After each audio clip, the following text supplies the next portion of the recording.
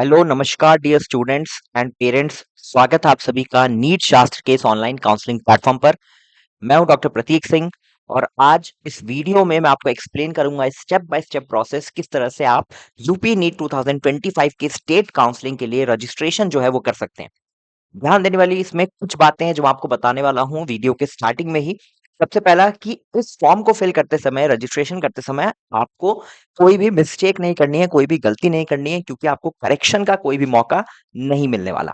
दूसरी बात, डॉक्यूमेंट्स को बहुत ध्यान से अपलोड करना है, क्योंकि अगर आपके डॉक्यूमेंट्स गलत अपलोड होंगे या अगर उसमें कोई डिस्क्रिपेंसी होगी तो आपके डॉक्यूमेंट्स जो है वो रिजेक्ट हो जाएंगे, नॉट वेरीफाइड आएगा आपको। और अगर नोडल सेंटर पर जाके आप इसको करेक्ट नहीं करवा पाओगे तो डेफिनेटली आप यूपी स्टेट की फर्स्ट राउंड ऑफ काउंसलिंग में तो पार्टिसिपेट नहीं ही कर पाओगे। और उत्तर प्रदेश में सबसे ज्यादा इंपॉर्टेंट ये होता है कि जब आप स्टेट काउंसलिंग करा रहे हो, फ्री एग्जिट हो या ना हो, Uttar Pradesh first round of counselling में ही आप देखते हो कि सारी की सारी सीट्स ऑलमोस्ट फिल हो जाती हैं। राउंड 2 और राउंड 3 में हमने ये भी देखा है कि कट ऑफ कई बार इंक्रीज भी करती हैं। तो उत्तर प्रदेश चाहे गवर्नमेंट कॉलेजेस के लिए या प्राइवेट कॉलेजेस के लिए, किसी के लिए भी आप काउंसलिंग कराने जा रहे हो, ध्यान देना कि हमेशा आने वाले राउंड्स में टफ जो है वो इंक्रीज होने के चांसेस रहते हैं। और प्राइवेट कॉलेजेस में डेफिनेटली ऐसा होता है कि कट ऑफ जो है वो इंक्रीज करती ही करती है। उत्तर प्रदेश एक और मामले में बहुत ही इंपॉर्टेंट है काउंसलिंग के लिए कि उत्तर प्रदेश एक ओपन स्टेट है फॉर प्राइवेट मेडिकल कॉलेजेस। और यहाँ पर फीस जो है वो रिलेटिवली बाकी स्टेट्स की मुकाबले में कम है। यहाँ पर प्राइवेट कॉलेजेस की फीस कम है, जिस वजह से महाराष्ट्र, कर्नाटका, तमिलनाडु, राजस्थान, हरियाणा, दिल्ली, हर स्टेट के प्राइवेट कॉलेज के कैंडिडेट जो प्राइवेट कॉलेजेस में एडमिशन लेना चाहते हैं वो उत्तर प्रदेश पे जरूर फोकस करते हैं, क्योंकि एक ठीक ठाक डिसेंट एजुकेशन सिस्टम भी है उत्तर प्रदेश के प्राइवेट कॉलेजेस में। और फीस बाकी स्टेट्स के कंपैरिजन में रिलेटिवली कम है। तो इस वजह से भी उत्तर प्रदेश की स्टेट काउंसलिंग प्राइवेट कॉलेजेस अगर आप लेना चाहते हो तो आपके लिए और ज्यादा इंपॉर्टेंट हो जाती है। अब वीडियो को स्टार्ट करते हैं। ध्यान देना किन किन चीजों को आपको बिल्कुल भी गलती नहीं करनी है। एक देखो बच्चा, कैटेगरी कैटेगरी चेंज करने का ऑप्शन नहीं मिलेगा। ठीक है, आपने नीट फॉर्म जब आपने फिल किया था उस समय आपने जो भी कैटेगरी सेलेक्ट की थी आपके लिए वही कैटेगरी रहने वाली है, प्री फिल्ड रहेगी। सब कैटेगरी को ऐड करने का ऑप्शन आएगा। उत्तर प्रदेश में अगर हम सब कैटेगरी की बात कर ले तो 5 सब कैटेगरी हैं, ध्यान से सुनना। 5 सब कैटेगरीज कौन कौन सी है आपकी? एक आपका हो जाता है ओपन। ठीक है, ओपन यानी कि बॉयज के लिए। एक आपका गर्ल्स के लिए होता है। ठीक है, गर्ल्स का रिजर्वेशन 20% है जो कि। फिर आपका आ जाता है फ्रीडम फाइटर के लिए। इसके अलावा बच्चा आपका होता है पीएच कैटेगरी के स्टूडेंट्स के लिए। और आपका एक आता है जिसको हम बोलते हैं आपका एनसीसी कोटा। ठीक है, अभी एनसीसी कोटा जिन भी स्टूडेंट्स ने एनसीसी सी सर्टिफिकेट जिनके पास है वो सारे स्टूडेंट्स एनसीसी कोटा के लिए एप्लीकेबल होते हैं। सी सर्टिफिकेट के साथ साथ 50% एग्रीगेट आपको इसमें होना चाहिए। ठीक है, आप सबसे पहले आप रजिस्ट्रेशन करोगे तो आपको आ जाना है upneet.gov.in पर। दो वेबसाइट्स आपको ध्यान देनी है इसमें, upneet.gov.in और दूसरी इंपॉर्टेंट वेबसाइट जो है यहाँ पर वो आपके लिए है updgme.gov.in। तो इन दो वेबसाइट्स पे आपको कॉन्स्टेंटली जो है अपडेट्स और काउंसलिंग की सारी प्रोसेसेस जो है वो ध्यान में देकर यहाँ से आपको इंपॉर्टेंट अपडेट्स मिलती रहेंगी। सबसे पहले आप देखो, आपको यहाँ पर नीट यूजी 1225 ये ऑटोमेटिकली सिलेक्टेड। आप अपना नीट का रोल नंबर फिल करोगे, नीट का एप्लीकेशन नंबर फिल करोगे और ये कैप्चा एंटर करोगे, आप लॉग इन करोगे। इसके बाद बच्चा देखो, आपका जो कुछ प्री फिल्ड डेटा आपको यहाँ पर ऑटोमेटिकली दिखने लगेगा। आपका नीट का रजिस्ट्रेशन नंबर, नीट का रैंक, नीट का score, father's name, date of birth, category, gender, mother's name और नेम, ये सारी डिटेल्स आपके लिए प्री फिल्ड रहेंगी जो आपने नीट के फॉर्म के टाइम फिल किया था। उसके बाद फिर अब जब आगे बढ़ते हो तो आप देखोगे यहाँ पर आपको यहाँ पर माइनॉरिटी स्टेटस सेलेक्ट करना है। तो माइनॉरिटी में अगर आप बिलोंग करते हो तो यस या नो करना है। ये बेसिकली बेटा यूपी प्राइवेट वाले बच्चों के लिए एप्लीकेबल है, क्योंकि यहाँ पर प्राइवेट कॉलेजेस में अगर आप जाते हो तो देखते हो कुछ माइनॉरिटी कॉलेजेस हैं जहाँ पर जैन माइनॉरिटी और मुस्लिम माइनॉरिटी वाले बच्चों के लिए रिजर्वेशन होता है। ठीक है, फिर आपको अपना लैंग्वेज या लिंग्विस्टिक रिलीजन सेलेक्ट करना है। फिर आपको अपना क्वालिफाइंग एग्जाम सेलेक्ट करना है कि आपने क्वालिफाइंग एग्जाम कहाँ से पास किया, यानी कि क्लास 10th और 12th। 10th और 12th आपका अगर यूपी से है तो आपको ही के लिए डोमिसाइल सर्टिफिकेट की जरूरत नहीं पड़ेगी। लेकिन इसका मतलब ये नहीं कि आपको डोमिसाइल सर्टिफिकेट नहीं बनवाना है। जब आप एडमिशन लेने के लिए जाओगे, चाहे आपका 10th और 12th भी आपको की जरूरत पड़ेगी, ठीक है? तो डोमिसाइल अगर आपके पास है तो अच्छी बात है, नहीं है तो आप बनवा लेना। 10th और 12th अगर दोनों यूपी से हुआ है तो भी आपको अपलोड नहीं करना पड़ेगा ये डॉक्यूमेंट।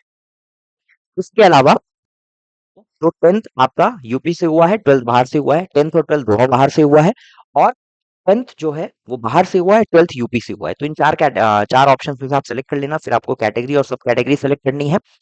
सेम कैटेगरी आपकी जो आपने नीट के फॉर्म के फिल की थी वही आप करना, इसको चेंज मत करना। सब कैटेगरी, फिर उसके बाद आपको कॉरेस्पॉन्डेंस एड्रेस फिल करना है। ध्यान देना बच्चा, एड्रेस फिल करते समय आप वही एड्रेस डालना जो आपके आधार कार्ड पर एड्रेस हो, ठीक है? या फिर जो आपका डोमिसाइल जिससे बना हो। मत कोई डॉक्यूमेंट ऐसा हो जिसको आप दे सको, यहाँ पर कोई भी ऐसा एड्रेस यहाँ पर मत डालना जिसका प्रूफ ना दे सको। फिर उसके बाद आपको स्टेट सेलेक्ट करना है, ठीक है? डिस्ट्रिक्ट सेलेक्ट करना है, पिन कोड है, और अपनी ईमेल आईडी और मोबाइल नंबर जो है वो आप ध्यान से फिल करना, क्योंकि इसी पर आपको अपडेट्स मिलेंगे, स्पेशली मोबाइल नंबर। ऐसा ना हो कि इसमें रिचार्ज ही नहीं है और आपको मैसेजेस ही नहीं आ रहे, क्योंकि यूपीडीजीएमई की तरफ से आपको मैसेज आएगा your documents have been verified और नॉट। उसके बाद आपको यहाँ पर नोडल सेंटर सेलेक्ट करना है, most important, nodal centre. Nodal centre आप ऐसा सेलेक्ट करना जो आपके घर के सबसे नजदीक, ठीक है? नियरेस्ट मेडिकल कॉलेज को आप इसमें सेलेक्ट करना। इसमें उन बच्चों के लिए बात कर लेते हैं जो महाराष्ट्र से हैं, राजस्थान से हैं, ठीक है? ऐसे बच्चों के लिए आप बच्चा जो भी आपके लिए प्रेफरेबल है फ्लाइट से, ठीक है? जो भी नोडल सेंटर, क्योंकि प्राइवेट मेडिकल कॉलेजेस की जो काउंसलिंग और एडमिशन है वो आपके नोडल सेंटर पे ही होगी, ठीक है? तो जो भी ऐसा कॉलेज, क्योंकि प्राइवेट वाले बच्चों को आपको कॉलेज जब आपको मिलता है तो आपका एडमिशन का प्रोसेस आपके कॉलेज में नहीं होता बल्कि इन नोडल सेंटर्स पे होता है। तो सेलेक्ट दोज नोडल सेंटर्स जो आपके लिए इजी हो पहुंच पाना द टाइम ऑफ काउंसलिंग। फिर उसके बाद आपको आपके क्लास 12th के मार्क्स को फिल करना है। यहाँ पर टोटल मार्क्स यानी कि 100 में से आपके कितने मार्क्स आए हैं, ठीक है? वो आपको फिल करना है। परसेंटेज यहाँ पर ऑटोमेटिकली कैलकुलेट हो जाएगा। फिर आपको एक पासवर्ड बनाना है इन गाइडलाइंस के साथ, और अपने पासवर्ड को कंफर्म करना है। देन फिर आपको क्या करना है, आपके ईमेल पर एक वेरिफिकेशन कोड आएगा, आपको उसको एंटर करना है। आपके मोबाइल नंबर पे एक वेरिफिकेशन कोड आएगा, उसको एंटर करना है, और इस कैप्चा को एंटर करके आपको फाइनल सबमिट कर देना है। चेक कर लेना कि सारी चीजें in accordance with your data provided सब कुछ सही है या नहीं है। देन आपका देखो, आपका रजिस्ट्रेशन पूरा हो गया। अब आप ये फॉर्म को फिल करना स्टार्ट करोगे, ठीक है? अब देखो, आपका रजिस्ट्रेशन नंबर है, नीट का रैंक है, नीट का स्कोर है, candidate name, father's name, mother's name, gender, date of birth और नीट की कैटेगरी, ठीक है? अब देखो बच्चा, यहाँ पर कैटेगरी एक बार फिर से मेंशन्ड है। सब कैटेगरी अगर है तो ठीक है, जैसे कि मैंने बताया था। सब कैटेगरी में आपको क्या क्या ऑप्शन रहेगा बेटा, फ्रीडम फाइटर का ऑप्शन रहेगा, ठीक है? गर्ल्स के लिए अलग से आपको कुछ यहाँ पर एंटर नहीं करना है, ठीक है? फ्रीडम फाइटर, एनसीसी या एक्स सर्विसमैन, या फिर पीएच, ठीक है? ये आपकी सब कैटेगरीज हैं, इनमें से आपको कोई ना कोई एक सिलेक्ट करना होता है। पिछली स्लाइड में मैंने आपको बताना भूल गया था, यहाँ पर सब कैटेगरी के लिए का एक सब कैटेगरी जो सर्विसमैन कोटा का है, ठीक है? तो ये सारी सब कैटेगरीज हैं। क्या बच्चा, आपके जो भी परसेंटेज मार्क्स है वो आपको यहाँ पर शो होंगे, ठीक है? और नीट का यहाँ पे जो आपका रिजल्ट है वो ऑटोमेटिकली यहाँ पर फेच्ड हो जाएगा। फिर अब बात आती है डॉक्यूमेंट्स को लोड करने की। तो यहाँ पर जो गाइडलाइंस उनको ध्यान से देख लो, 50 केबी से लेकर 200 केबी के बीच में होना चाहिए कैटेगरी सर्टिफिकेट, ठीक है? और फाइल का फॉर्मेट जो है वो जेपीजी होना चाहिए। क्लास 12th भी आपका JPG 50 to 200 KB, high school यानी कि क्लास 10th के लिए भी 50 टू 200 केबी, और डेट ऑफ बर्थ जो भी आपका हाई स्कूल सर्टिफिकेट में मेंशन्ड है, ठीक है? तो डेट ऑफ बर्थ प्रूफ के लिए आपको क्लास 12th का जो सर्टिफिकेट है, क्लास 10th का जो रिजल्ट है, सॉरी, हाई स्कूल यानी कि क्लास 10th का जो रिजल्ट है वही आपका डेट ऑफ बर्थ का प्रूफ है, डीओबी के प्रूफ की तरह भी अपलोड होता है, ठीक है? तो यहाँ पर आपको category certificate, high school certificate, intermediate certificate, और फिर डेट ऑफ बर्थ के लिए आपको क्लास 10th का सर्टिफिकेट यानी कि हाई स्कूल सर्टिफिकेट, ये 4 फाइल्स आपको यहाँ पर अपलोड करनी होंगी, ठीक है? अब याद रखना, जो भी जनरल कैटेगरी के बच्चे होंगे उनके लिए यहाँ पर कैटेगरी सर्टिफिकेट का ऑप्शन नहीं आएगा। नेक्स्ट, इसके बाद आपको क्या करना है बच्चा, ध्यान से देखना। इसके बाद आपको पेमेंट करना होगा, ठीक है? पेमेंट करना होगा। पेमेंट वाली बात ध्यान से सुनना। मैं इसको 2 कैटेगरी में डिवाइड करता हूँ, गवर्नमेंट, प्राइवेट। देखो, गवर्नमेंट में एमबीबीएस या बीडीएस की काउंसलिंग करवा रहे हो तो 30,000 की सिक्योरिटी अमाउंट पे करनी है। प्राइवेट में फिर 2 ऑप्शन है, एमबीबीएस और बीडीएस। पहले ऊपर में बीडीएस लिख देता हूँ, बीडीएस और एमबीबीएस।